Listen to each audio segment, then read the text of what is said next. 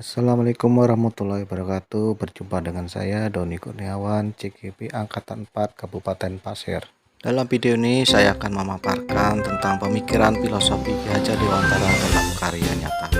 Teori belajar dan pembelajaran menurut teori belajar Ki Hajar. 4 teori belajar: pertama, behavioristik; kedua, kognitif; ketiga, kognisi sosial dan humanistik; keempat, konsep Ki Hajar Dewantara.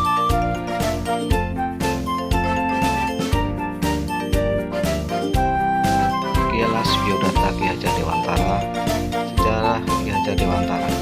Ki Hajar Dewantara lahir di Yogyakarta pada tanggal 2 Mei 1889. Terlahir dengan nama Raden Mas Suwardi Suryaningrat. Ia berasal dari lingkungan keluarga keraton Yogyakarta.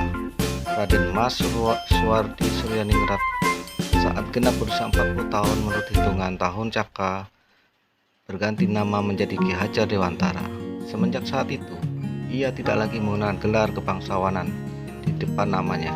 Hal ini dimaksudkan supaya ia dapat bebas dekat dengan rakyat, baik secara fisik maupun hatinya. Perjuangan Ki Hajar Dewantara. Perjalanan hidupnya benar-benar diwarnai perjuangan dan pengabdian demi kepentingan bangsanya.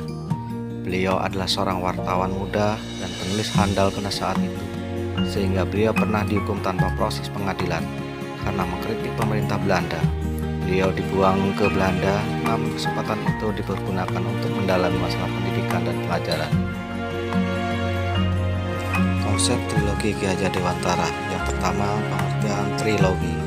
Yang kedua, dasar pemikiran trilogi. Yang ketiga, tujuan trilogi.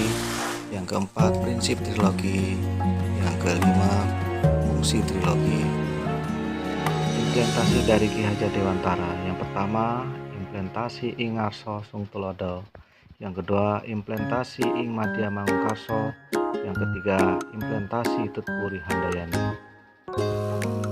Pengertian dari trilogi Ki Hajar Dewantara merupakan konsep trilogi Ki Hajar Dewantara yang digunakan sebagai pijakan pemimpin di taman siswa, yakni ing ngarsa tulodo, ing madya mangkarso, tutpuri handayani. Trilogi Ki Hajar Dewantara tidak asing untuk didengar, apalagi tutpuri handayani yang digunakan sebagai lambang Departemen dan Kebudayaan Republik Indonesia di sekolah-sekolah. Dasar pemikiran trilogi. Pahlawan dan sebagai pendidik asli Indonesia, Ki Hajar Dewantara melihat manusia lebih pada sisi kehidupan psikologiknya. Menurutnya, manusia memiliki daya jiwa, yaitu cipta, karsa, dan karya. Pengembangan manusia seutuhnya menuntut pengembangan semua daya secara seimbang. Pengembangan yang terlalu menitik beratkan pada satu daya saja akan menghasilkan ketidakutuhan perkembangan sebagai manusia. Beliau mengatakan bahwa pendidikan yang menekankan pada aspek intelektual belaka hanya akan menjauhkan peserta didik dari masyarakatnya. Tujuan trilogi Ki Hajar Dewantara. Tujuan teori Ki Hajar Dewantara adalah untuk mencapai hidup tertib dan damai, old and free, dan manusia yang merdeka baik secara fisik, mental, dan kerohanian. Prinsip trilogi Ki Hajar Dewantara. Semboyan dalam pendidikan yang beliau pakai adalah tutpuri handayani.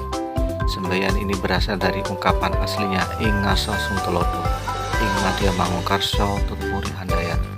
Hanya ungkapan tutpuri handayani saja yang banyak dikenal dalam masyarakat umum.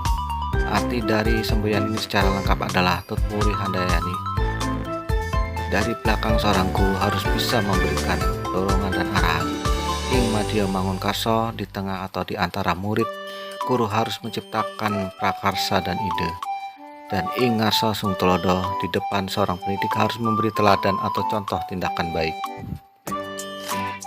Fungsi trilogi Ki Hajar Dewantara. Para guru hendaknya menjadi pribadi yang bermutu dalam kepribadian dan kerohanian, baru kemudian menyediakan diri untuk menjadi pahlawan dan juga menyiapkan para peserta didik untuk menjadi pembela nusa dan bangsa.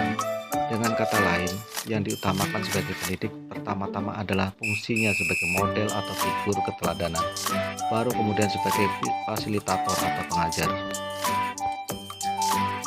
Kesimpulannya, konsep tersebut mencerminkan tidak adanya batas atau jarak antara di dalam kelas dengan realita di luar.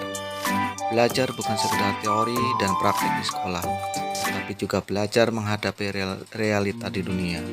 Sekolah dan dunia menurut konsep ini berarti tidak terpisahkan. Dengan itu diharapkan para guru mengajarkan ilmu teori serta praktek di dalam dunia dan juga kepada siswa.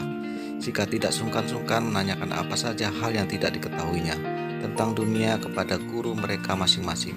Tujuan dari konsep ini agar para lulusan sekolah dapat mampu hidup dan bisa berbuat banyak setelah lulus dari sekolah. Sekian dan terima kasih. Wassalamualaikum warahmatullahi wabarakatuh.